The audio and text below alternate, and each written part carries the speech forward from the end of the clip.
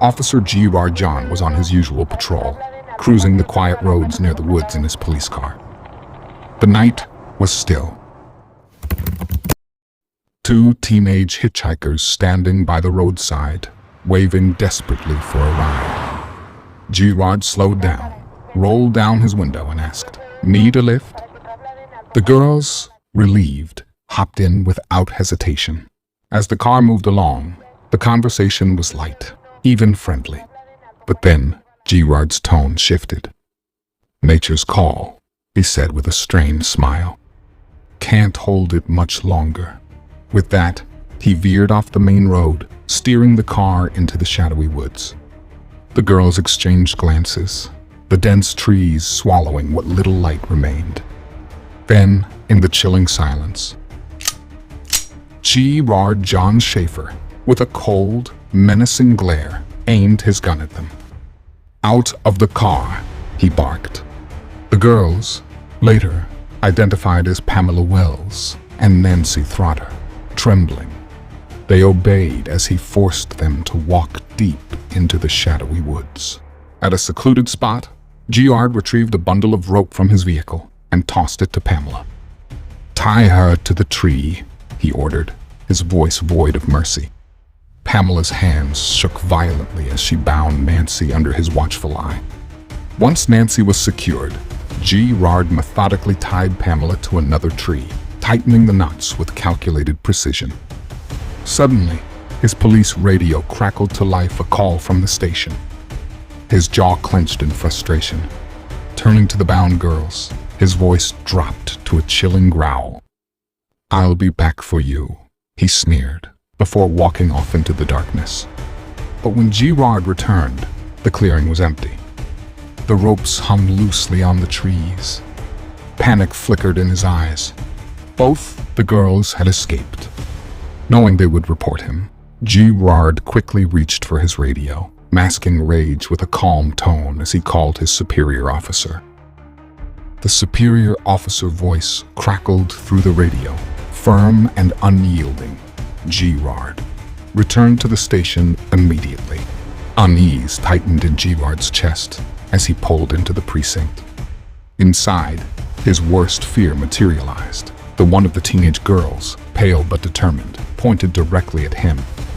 "You're sure it's him?" the chief pressed. They nodded without hesitation. The room turned cold.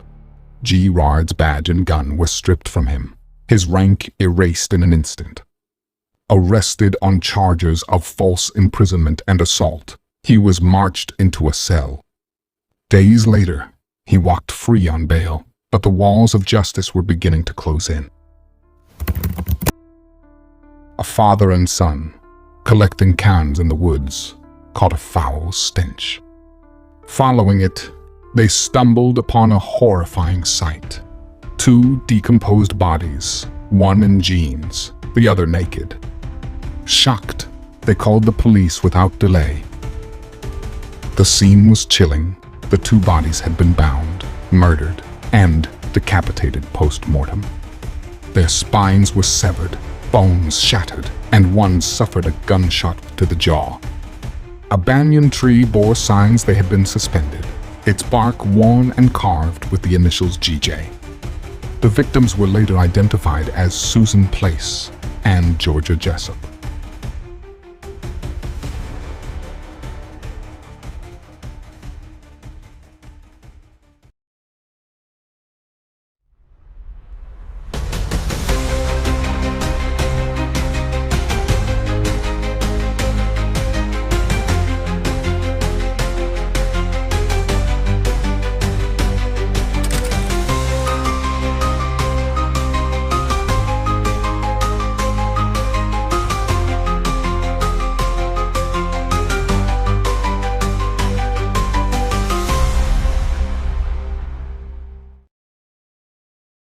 The sheriff chief's suspicions of Gérard John Schaefer deepened when the bodies were found in the same woods Pamela and Nancy had escaped from.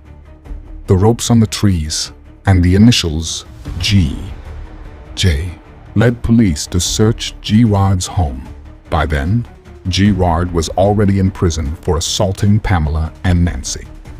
The search uncovered horrifying evidence: jewelry, diaries, and even teeth from at least 8 missing women. Items belonging to Susan Place and Georgia Jessup were also found. Place's mother confirmed Gérard as the last man seen with her daughter.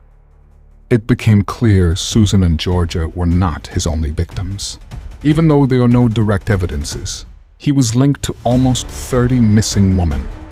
Gérard John Schaefer was sentenced to 2 life terms, only to be killed by an inmate on December 3, 1995.